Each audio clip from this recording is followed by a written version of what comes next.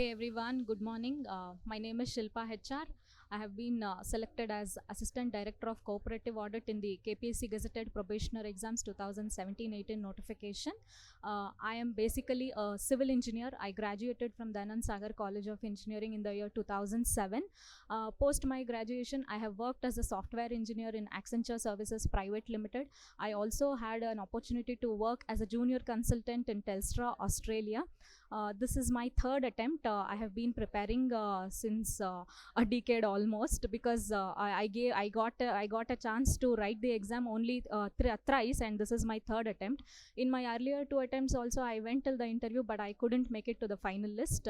But this time, with the support of my family, by blessings of my parents, and support of my friends and well-wishers and mentors, I have secured 8th rank under this division. This journey was almost a decade.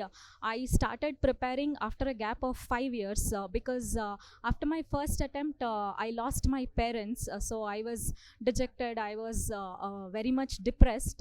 So it was only after my husband started pushing me, no, you can do this. You have the potential in you. You can be an inspiration to many married women who are having 2 children like this.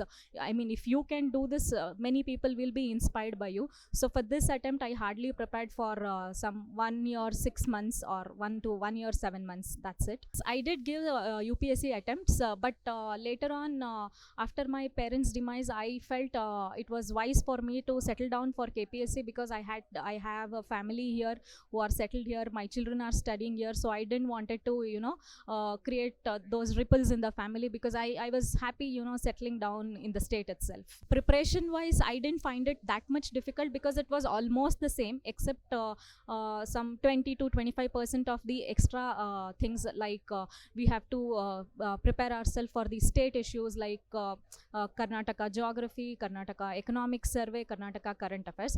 Rest, I feel there is not much of difference between UPSC and a KPSC preparation. This time, I did make a lot of changes in my strategy. I gave up self-defense, like no, I have studied everything, let me not write any test series, I'll directly go and write in the exam. That was the mistake which I did in my last attempt, and maybe by a thin margin I was out of the finalist. So this time I just listed down all my mistakes. I started working on those mistakes, and I gave mains mock test series, and pretty much I was very confident that this time I will make it to the list. I seriously recommend those who are working and who still want to pursue this field can very well handle this, because it is not like you have to quit your job and you have to 24 hours you have to keep studying for the civil service exams. Though in this preparation, in this attempt, I was not working, I was a homemaker. It was nothing less than a working professional, because I had to take care of the entire family. I have 2 small children, and that was peak COVID time, and I had to manage those online classes, making them study everything. So those who are working can still very well manage, but you have to have a plan, you need to have a strategy, and you need to have the right guidance. You need to have a proper mentor for this, because it's not the number of hours which you put in matters, it is the quality of preparation and the efficiency with which you prepare which matters. So working professionals also can very well be successful in this field. I would like to share some of the mistakes which I did in my earlier attempts. See, earlier there was optional paper, and this time they have removed optional. I used to focus only on optional paper, and pretty well I used to get 400, 370 marks in optional.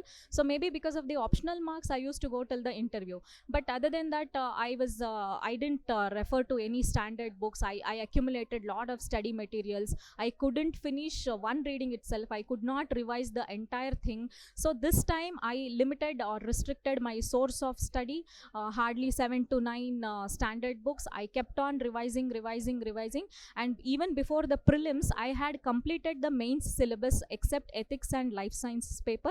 I had completed everything, and right after the prelims, I didn't wait for the results to be announced officially, but I started giving the test series, and there also, whatever the mentor said us, and wherever I went wrong, I started working on those minute details. So maybe that made the difference this time. As I said, there was a gap of 5 to 6 years in my preparation, and once I decided to come back, I was feeling so hopeless, like from where to start, which material to refer and all. That time I came across the Insights Current Affairs magazine and the daily Hindu paper analysis and the MCQs which they used to post every day. This sort of reduced my burden. I mean, earlier we had to read Hindu newspaper, make our own notes, and it was very, very time consuming. Say for example 3 to 4 hours I used to take 3 to 4 hours. Now it was like a ready-made food. Everything was being done and the quality was also very well maintained, so I could rely on the Insights material, and this saved a lot of time for me. See, for me, who waited for almost a decade to be here where I wanted to be, my mind is kind of settled down, so there are no mental blocks now. But apart from me, everybody around me, be it my husband, my children, my sister, my friends, family, they all are celebrating and they all are happy, and I am happy that okay, I made it happen this time, and because of me, my family, my friends are proud of me and they're happy today. So life is just the same to me. I feel this was just an exam, but to see that happiness on the face of your people whom you love, it's quite touching to me this time. What I want to tell you is anybody can study. I mean, studying is not at all a difficult task. If you have a syllabus copy, a standard textbook, and a proper mentor or a guide, you can make it up. But what is required is the mental strength, because there is a lot of time gap from one notification to other notification. I suggest you all to have that patience and perseverance. Patience, perseverance, and consistency is all what it takes in KPSC exam. If you really want to do something and if you honestly and consistently work towards it, I think the entire universe will come in your favor and you will be able to accomplish your dreams. So have patience, perseverance, and keep working hard no matter what it is, but at least at the end of the journey you will be a better person. That is what I can say. Thank you.